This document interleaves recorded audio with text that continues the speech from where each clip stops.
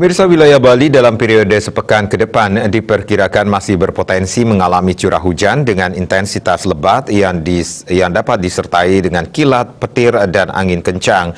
Hasil analisis dinamika atmosfer laut dari BMKG menunjukkan bahwa fenomena La Nina masih dapat berlangsung hingga Mei 2021 mendatang dengan intensitas lemah hingga normal.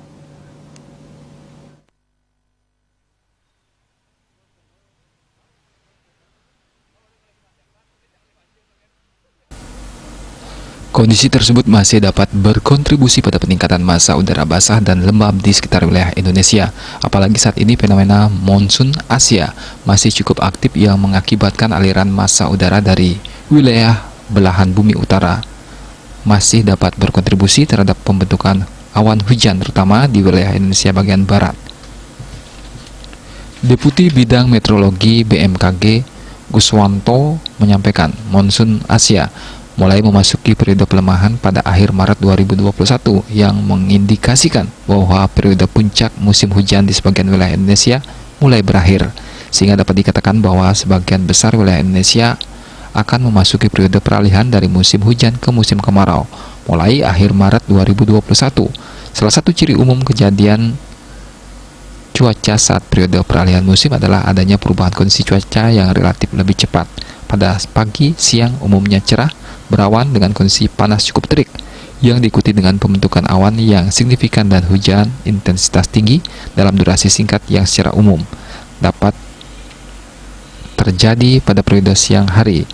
Selama periode peralihan musim ada beberapa fenomena cuaca ekstrim yang harus diwaspadai, yaitu hujan lebat dalam durasi singkat yang dapat disertai kilat, petir, dan angin kencang, puting beliung, water spot, dan hujan es. Dalam sepekan ke depan, dinamika atmosfer yang identifikasi masih dapat berkontribusi cukup signifikan terhadap pembentukan awan hujan di wilayah Indonesia adalah teramatinya sirkulasi siklonik dan di Samudra Pasifik Timur Filipina dan di Samudra Hindia sebelah selatan Bali Nusa Tenggara yang dapat mengakibatkan terbentuknya pola konvergensi dan belokan angin sehingga dapat meningkatkan pembentukan awan hujan di sebagian wilayah Indonesia.